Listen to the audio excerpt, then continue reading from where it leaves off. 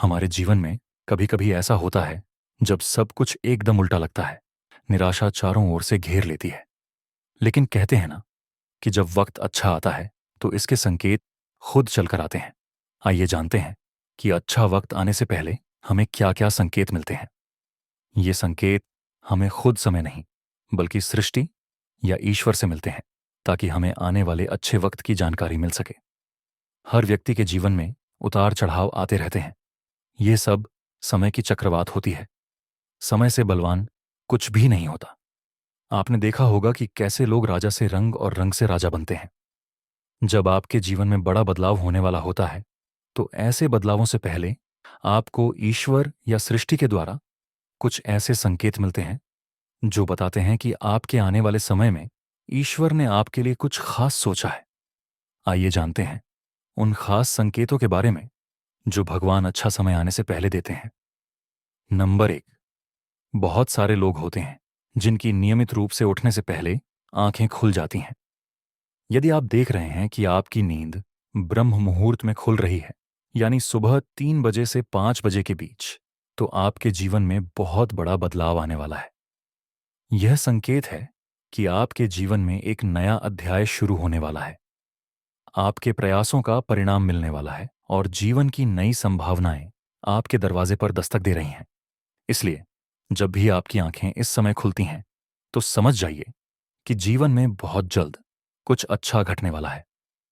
Number 2, कई बार आपने देखा होगा कि आपका मन अचानक खुश हो जाता है।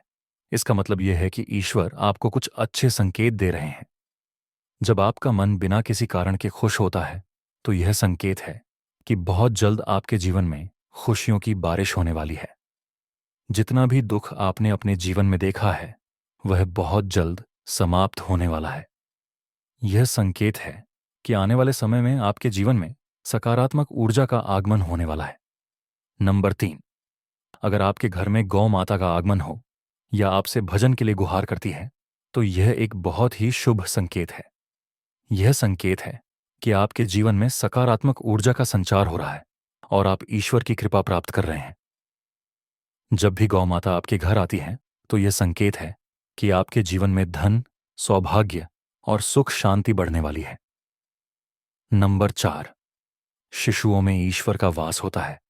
अगर छोटे बच्चे या शिशु आपको देखकर अचानक मुस्कुरा देते हैं या कोई सकारात्मक बात बोल देते हैं तो यह संकेत है कि आपके जीवन में सकारात्मक चीजें होने वाली हैं। यह संकेत है कि ईश्वर आपको सुख शांति का आशीर्वाद दे रहे हैं और आपके जीवन में खुशियों का आगमन हो रहा है। नंबर 5, अगर आपके सपनों में मेट्रो की आवाजें सुनाई देती हैं या आप कोई मंत्र सुनते हैं तो यह भी सकारात्मक संकेत माना जाता है। स्वप्न में मेट्रो घंटा या भगवान शिव की आवाज सुनना यह संकेत है कि आपके जीवन में नए बदलाव होने वाले हैं। यह संकेत है कि आप अपने जीवन में एक नई शुरुआत करने जा रहे हैं और सफलता आपके कदम चूमने वाली है। नंबर 6, कई बार आपने देखा होगा कि आप कर्ज में होते हैं और अचानक से आपको भक्ति का मार्ग मिल जाता है। यह भी ईश्वर का सकारात्मक संकेत है। जब पैसों के लेन देन में आपके पक्ष में कोई फैसला आता है तो यह एक शुभ संकेत है। यह संकेत है कि जीवन में आपकी आर्थिक परेशानियां समाप्त होने वाली हैं और धन का आगमन बहुत ही तेजी से होने वाला है। नंबर 7, पुरुषों में दाएं आंख या दाएं हाथ फड़कना शुभ माना जाता है, जबकि महिलाओं में बाएं अंग फड़कना एक सकारात्मक संकेत होता है। इसका मतलब है कि आपके जीवन में वृद्धि और नए अवसर आने वाले हैं। जब आपके शरीर का कोई अंग फड़कता है तो यह संकेत है कि आपके जीवन में अच्छे परिवर्तन होने वाले हैं। यह संकेत है कि ईश्वर आपके जीवन में सकारात्मक ऊर्जा का संचार कर रहे हैं और आपके लिए नए मार्ग खोल रहे हैं। अब संपूर्ण गीता सार की यात्रा पर चलते हैं और यह समझते हैं कि भगवान कृष्ण ने हमें क्या संदेश दिया है। भगवद गीता, जो महाभारत का हिस्सा है, हमारे जीवन के हर पहलू में मार्गदर्शन देती है। यह गीता उस समय का वर्णन करती है जब अर्जुन और भगवान कृष्ण के बीच संवाद हुआ था, कुरुक्षेत्र के मैदान में। अर्जुन के मन में उठ रहे संदेह, उसकी चिंता और भय, उसके अंदर के संघर्ष को शांत करने के लिए भगवान कृष्ण ने गीता में गूढ़ और महत्वपूर्ण ज्ञान दिया। भगवान कृष्ण ने अर्जुन को बताया कि जीवन की असली अर्थ क्या है और किस प्रकार हमें उसे समझना चाहिए। गीता के संवाद में भगवान कृष्ण ने अर्जुन को बताया कि हम सभी को अपनी कर्तव्य को समझना और उसका पालन करना चाहिए। यह महत्वपूर्ण है कि हम अपने कर्म के प्रति निष्काम भाव से कार्य करें, यानी बिना किसी फल की इच्छा के। गीता के श्लोक 2.47 में भगवान कृष्ण कहते हैं, हे अर्जुन, तू केवल कर्म कर, लेकिन इसके फलों का मोह मत कर। यही मार्ग है जो व्यक्ति को पवित्र बनाता है। गीता हमें बताती है कि जीवन एक युद्ध क्षेत्र की तरह है। यहां हम विभिन्न चुनौतियों का सामना करते हैं, जहां हमारी असली परीक्षा होती है। अर्जुन का डर, चिंता और भ्रम भगवान कृष्ण के साथ उनके संवाद में खुलकर सामने आता है। गीता हमें सिखाती है कि कैसे हमें अपने डर और संघर्ष को सहन करना चाहिए, कैसे हमें अपनी भूमिका को समझना चाहिए और उसे पूरे समर्पण के साथ निभाना चाहिए। गीता के श्लोक 2.70 में भगवान कृष्ण अर्जुन से कहते हैं, हे अर्जुन, जो व्यक्ति केवल भोग और बंधनों में लिप्त है, वह कभी भी आत्मज्ञान प्राप्त नहीं कर सकता। आत्मज्ञान प्राप्त करने के लिए हमें अपनी इंद्रियों को वश में करना होता है। भगवान कृष्ण हमें सिखाते हैं कि कैसे हमें अपने अंदर की ज्वाला को पहचानना चाहिए। गीता हमें बताती है कि आत्मज्ञान वह प्रकाश है जो हमें अपने अंदर की वास्तविकता को समझने में मदद करता है। यह प्रकाश वह है जो हमें हमारी असली पहचान, हमारी आत्मा की यात्रा और हमारे अस्तित्व के उद्देश्य को समझने में मदद करता है। गीता के श्लोक 2.20 में भगवान कृष्ण कहते हैं, हे अर्जुन, देह नष्ट होती है, आत्मा अनंत है। आत्मा का जन्म नहीं होता और न ही वह कभी नष्ट होता है। भगवद गीता हमें सिखाती है कि जीवन का वास्तविक उद्देश्य है आत्मज्ञान प्राप्त करना। हमें अपनी आत्मा की यात्रा को समझना और इसे सही मार्ग पर चलाना चाहिए।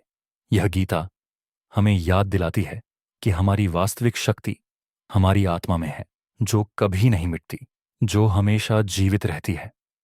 गीता के श्लोक 2.13 में भगवान कृष्ण कहते हैं, हे अर्जुन, जिस प्रकार से व्यक्ति के शरीर को हर रोज पुराने हो जाते हैं और नए आते हैं, उसी प्रकार आत्मा भी नया होता है और पुराना होता है। भगवद गीता हमें यह समझने में मदद करती है कि हमारे जीवन के विभिन्न पहलू कैसे एक दूसरे से जुड़े हुए हैं। यह हमें सिखाती है कि हमारे कर्म, हमारे विचार और हमारी भावना हमारे जीवन को कैसे प्रभावित करते हैं। गीता हमें यह भी याद दिलाती है कि जब हम अपने अंदर झांकते हैं और आत्मज्ञान प्राप्त करते हैं, तो हम अपने जीवन की सच्ची खुशी, संतोष और शांति प्राप्त कर सकते हैं। भगवद गीता के श्लोक 2.47 और 3.16 हमें बताते हैं कि हमें अपने कर्तव्य को समझना चाहिए और उसे पूरा करना चाहिए। गीता हमें यह भी सिखाती है कि हम किसी भी स्थिति में संकोच न करें, चाहे वह कठिन हो या आसान। हमें अपने कर्म को निष्काम भाव से करना चाहिए और परिणाम की चिंता किए बिना उसे पूरा करना चाहिए। जीवन में अच्छे समय का आगमन संकेतों के साथ होता है, जो ईश्वर या सृष्टि हमें भेजती है। अगर हमें इन संकेतों को समझने की क्षमता होती है, तो हम अपने जीवन को सकारात्मक रूप से प्रभावित कर सकते हैं। भगवद गीता के संदेश हमें यह याद दिलाते हैं कि जीवन एक यात्रा है, जहां हमें हर कदम ध्यानपूर्वक उठाना चाहिए, ताकि हम अपने जीवन को सार्थक और उद्देश्यपूर्ण बना सकें। गीता हमें यह सिखाती है कि हमें किसी भी स्थिति में अपने कर्तव्य से विमुख नहीं होना चाहिए और हमेशा अपने कर्म का पालन करना चाहिए, भले ही वह कठिन हो। भगवान कृष्ण अर्जुन को बताते हैं कि संघर्ष, डर और चिंता एक स्वाभाविक हिस्सा है, लेकिन हमें यह समझना चाहिए कि ये बाहरी प्रभाव है, हमारे आत्मज्ञान को प्रभावित नहीं कर सकते। जब हम अपनी आत्मा की सच्चाई को समझते हैं, तो इन बाहरी प्रभावों से ऊपर उठ सकते हैं।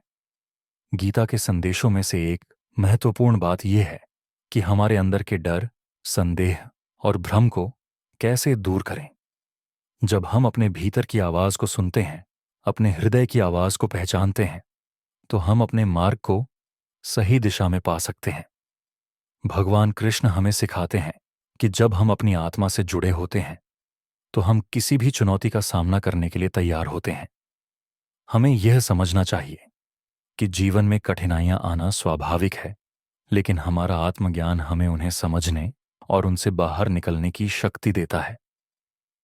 भगवद गीता हमें यह भी सिखाती है कि कैसे हमें अपनी इच्छाओं और मोह से ऊपर उठना चाहिए।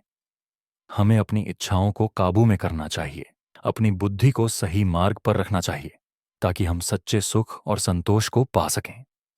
गीता के श्लोक 2.71 में भगवान कृष्ण कहते हैं, जब आत्मज्ञान होता है तो मनुष्य का सुख स्थिर होता है, लेकिन इच्छाओं से ग्रस्त मनुष्य अशांत होता है।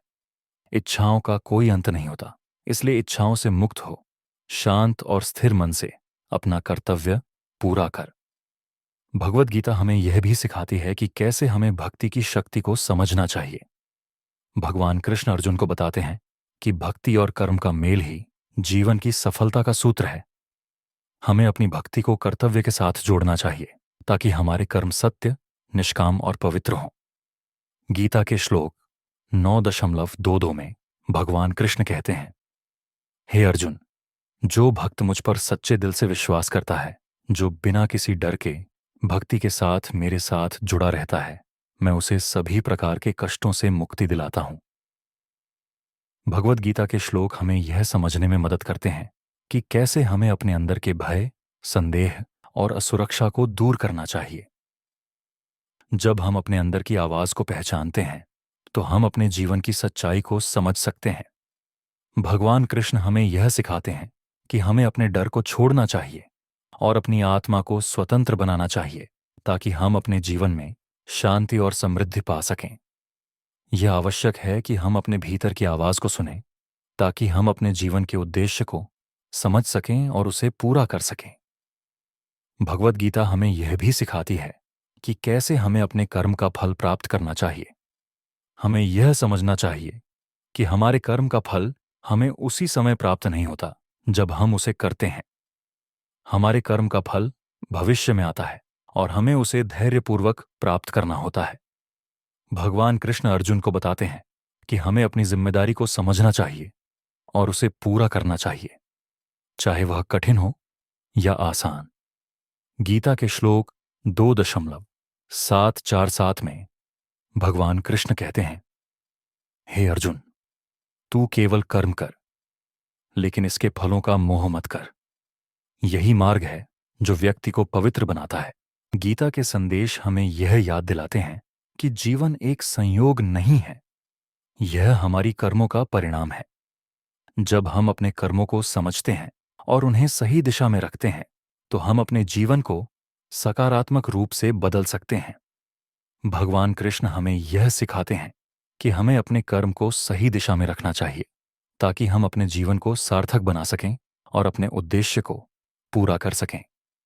यह केवल कर्म से ही संभव है और हमें यह समझना चाहिए कि कर्म की शक्ति हमारे जीवन को कैसे बदल सकती है।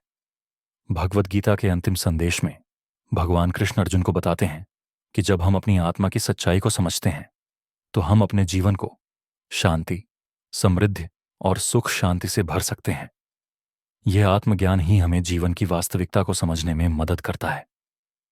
गीता हमें यह सिखाती है कि हमें अपने अंदर झांकना चाहिए, अपनी आत्मा को सुनना चाहिए और उसे समझना चाहिए, ताकि हम अपने जीवन को एक उद्देश्यपूर्ण और संतुलित तरीके से जी सकें। भगवद गीता के उपदेशों को समझना और उन्हें अपने जीवन में लागू करना हमारी जीवन यात्रा को सार्थक और सफल बना सकता है। यह हमें यह समझने में मदद करता है कि जीवन केवल कर्म से ही नहीं, बल्कि आत्मज्ञान से भी सफल होता है। हमें अपने अंदर की आवाज को पहचानना चाहिए, उसे समझना चाहिए और उसके अनुसार अपने जीवन को दिशा देनी चाहिए। याद रखें कि भगवान कृष्ण के उपदेशों में हमेशा एक गहरी सत्यता होती है, जो हमारे जीवन को दिशा देती है। भगवद गीता सार हमें यह सिखाती है कि हमें अपने जीवन को सही तरीके से जीने के लिए ज्ञान, भक्ति और कर्म की आवश्यकता होती है। जब हम इन तीनों को मिलाकर अपने जीवन में अपनाते हैं, तो हम अपने जीवन को सकारात्मक रूप से बदल सकते हैं और अपने लक्ष्यों को प्राप्त कर सकते हैं।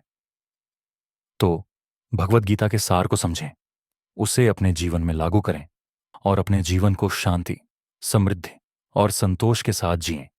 अपने भीतर झांकें, अपनी आत्मा की आवाज को सुनें और अपने कर्म को निष्काम भाव से करें। यही है गीता का सच्चा संदेश। अगर आपको यह गीता सार वीडियो पसंद आया है तो कृपया हमारे चैनल को सब्सक्राइब करें और इस वीडियो को लाइक करें ताकि हम आपके लिए और अधिक जानकारीपूर्ण और प्रेरणादायक वीडियो लेकर आते रहें।